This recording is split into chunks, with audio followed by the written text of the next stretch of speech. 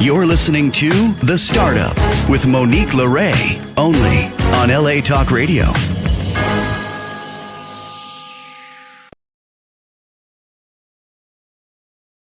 How's it going, Los Angeles? This is The Startup with Monique LeRae. I'm Monique LeRae, back with a fresh new check-in episode with you. We're getting closer to the holidays. I just got back from going around the world in 10 days. Still have time to speak with amazing entrepreneurs around the globe. I'm speaking with someone today from Baltimore. Hello, Joshua. Welcome to The Startup. How's it going? I think you're muted. I was too scared when I was online. I learned in the early Zoom days to always make sure you mute. So I'm here. Thanks for having me. Hey, it's true. It's true. And we have to make sure we have our pajama bottoms also. We all learned in that time, didn't we? Welcome. Yeah, happy to be here. Thanks for having me on the show. And I definitely have some comfy pajama bottoms on. Absolutely. Great, great, great. Thank you for making time on your Sunday to join us and share what you're up to. And I love the DMV. So Baltimore is always welcome in our online kitchen. At the table, at the dinner table. So we are here streaming. We're doing a quick entrepreneurial startup check-in the weekend before Thanksgiving. And I'm going to go full screen and let Joshua introduce himself, his brand, and what he is up to these days. Yeah, so I used to work at a big faceless organization, and I was really tired of not being able to give all the financial advice and guidance that people were searching for. So I decided to leave corporate America and go on a little bit of a entrepreneurial journey. And everyone said I was stupid for giving up a good paying job to do that. And I decided to partner with a couple different people. And one person really didn't want to pay me what I was supposed to get paid. And one person didn't pay me at all. And it was the beginning of 2020. And this little thing happened that took over the world, and I decided to start my own investment firm called 369 Financial so I can help educate people on the best ways to grow their wealth. And now we're here on the LA Talk Radio with Monique. 369 leads me to want to rap into another song. 369 is your area code, or 369 like the Little John song? 369 stock so fine. Those that know, and if you don't know, you better figure it out. I love that name. I love your passion for what you believed in, right? Like, you were passionate about your belief. And I think that we don't speak enough about that. Being passionate enough to leave something comfortable and be uncomfortable on purpose is truly a entrepreneurial trait, I find. I wonder what people in your life said. What did your friends and family say? What did your landlord say? Well, I own my own house, so I was the landlord. But pretty much all my friends and family, I mean, they weren't very supportive. It's pretty crazy how when you go and do something, like you can go to someone's birthday party and like 100 people will show up, but you go to start a business and no one shows up. Oh, say it again for the seats in the back. Listen, you find out very quickly who's down for you. I mean, I remember this. I remember this growth. I call it like a startup growth spurt. But I realized I was kind of doing it right when I could hire people that I used to work with and for that were joining me and, investing. And then I could rehire people that used to be like my coworker, and friends and family started paying attention and asking. That's the pivotal moment. But let's talk about you. So yeah, I'm glad that you own your own home and you felt comfortable enough to do this. So talk to me about the heart of this brand and what you saw in the market in your industry that needed changing. Well, I actually went to school for math, so I didn't think I was going to become a financial professional. I thought I was going to be the person who figures out how much all insurance costs for everyone. So lots and lots of really exciting things.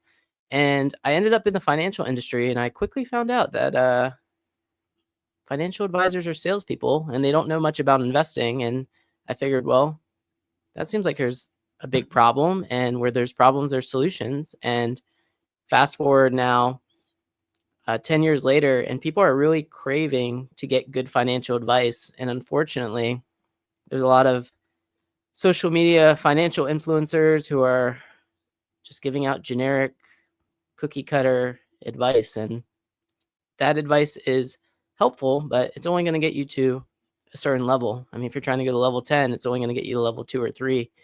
And people Mm. get stuck on level 2 or 3 and don't ever grow. Don't ever start the business, get stuck in the job.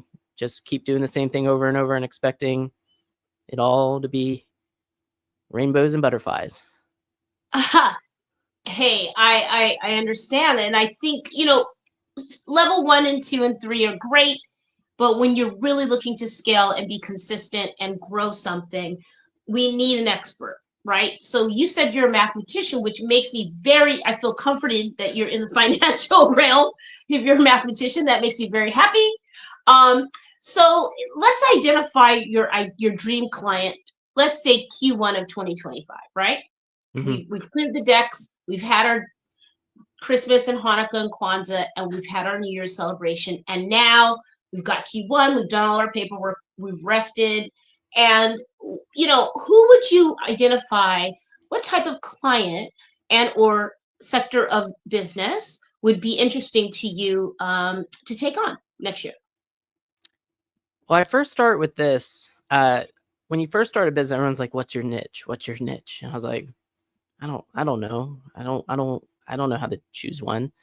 So I came up with this barrier to entry. First, you have to be able to use a computer, and second of all, you can't be a jerk. So I start at Oh, those 2 points. very basic barriers of entry there. Okay. Well, I think we're working with half. you'd be surprised. I mean, I met with someone who had like $5 million. They were a jerk, and I said, "Sorry, have a good day. Yeah. Like, I can't work with you." It's just I don't care if someone has $5 or $5 million. If they are willing to invest, they're willing to learn, and it's a good fit, and everyone feels like they're going to benefit from working with each other.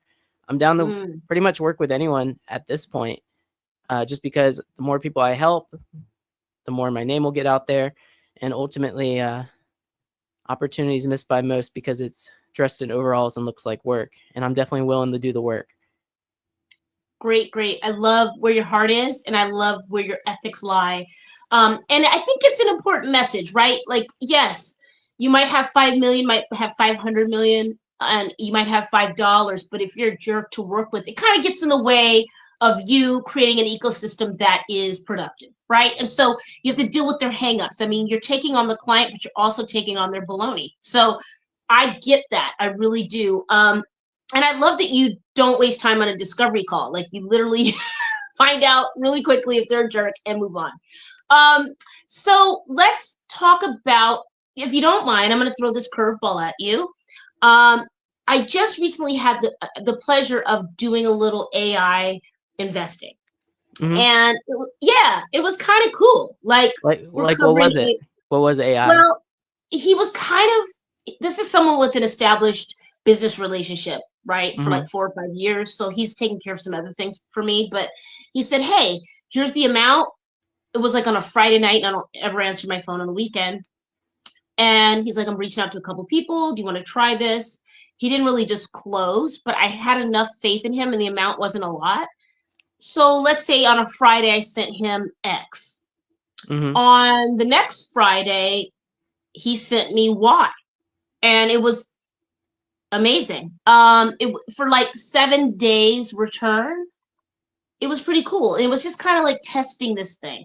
Hmm. Um, I could pull up the text and explain it to you, but what is your knowledge about AI trading, and what do you see for the future with this? So I've actually been using AI since I started. A friend of mine developed a program that helps. It's basically having like a analyst in my back pocket. Basically, I put in data and then it tells me, hey, these are the things that we'd suggest looking into. So it's good to have those tools. However, you have to be able to decipher those tools to determine whether or not it's good investment or not. You can't just fully rely on the AI to do the decision making for you, because ultimately data can only take you so far. There's a lot of things that data isn't taking into account. So, I mean, the question to be asking about the scenario, I'm glad that you made money on it. But there's a lot of problems with buying and selling. And you could Google, there's lots of studies that trading is actually hazardous to your wealth. So the more that you trade, the more it works against you over the long run. Because there's a study, I think like Fidelity or Vanguard, some big companies said that the best investors are dead people because they don't do anything. They just they hold their investments and they don't do anything. And those investors do better than most people. Yeah. I think when you say Vanguard, that gives me comfort. I'm flashing back 20 years ago, I guess longer than that, when I worked at the gym, and Vanguard was like the portfolio they offered you for the 401. And then like the modern Woodmans of it all. So what advice would you like to give that maybe isn't so popular, but really important without giving all your diamonds away, all your pearls? Because we want people to book with you. But let's say they're not a jerk, they're not an asshole. They have they don't have 5 million, but they have 50,000 or 5,000 or something to start with. What would you like to offer the audience that maybe they don't know about investing that you found on your journey? I know this is a broad question. I mean, step one is you have to put yourself in a position to maximize your income to its greatest potential. So if you're working a job and you're not making the money that you're making or want to be making, I mean, maybe you got to go do something uncomfortable for a couple of years. It may not be fun, but the faster you can get money in your pocket, the faster you can put money away for your future. I mean, the first $100,000 is typically the hardest for most people. But if you get $100,000 saved and you do well in investing, 100 turns to 200, then 400, then 800, then 1.6 million, depending on how you invest it. And ultimately, you got to put yourself in a position to get the money, because if you're in a low income position or you're not getting what you deserve at work and you feel like the company you're working for doesn't value you by paying you, and that's how we're valued, we get paid, and that's how companies reward their employees. You have to get real creative, maybe start a side business or do something that's going to help put more money in your pocket, because the more money you have in your pocket, that makes you more dangerous. But investing alone isn't just going to get you rich. I mean, everyone wishes they bought Bitcoin when it first came out, but most of us didn't. Yeah.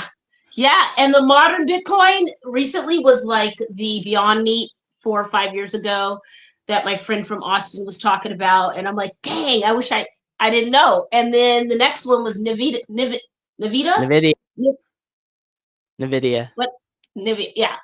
And I have a little bit of stock in that, but not enough to make my Christmas. But I saw it coming. So I think we can kind of sense with AI, like I love what you said, using it as a tool and really, getting that bread and multiplying it and just leaning in. And yes, you have to be uncomfortable sometimes. We all have done it. I've pounded the pavement for 20 plus years in production, and now I can kind of leverage that and do the things I like better.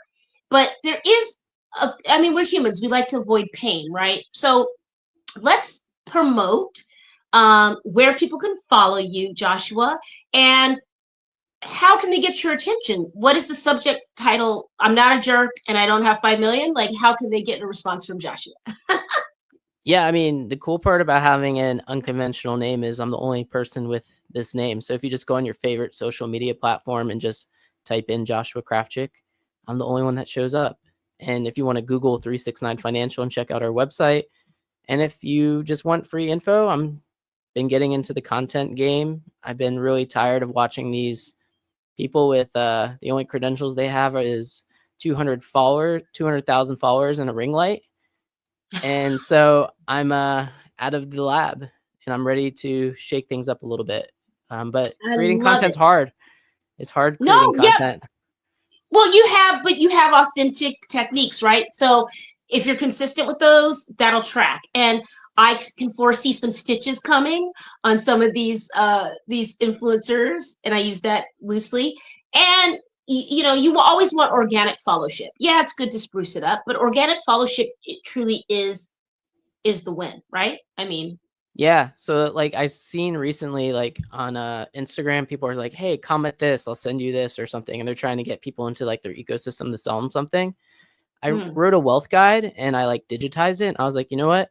I found the tool. I'm figuring out how to use it because I'm like busy. I don't have time to sit in front of my computer and do social media all day. I was like, I'm just going to give it all out for free and see what happens.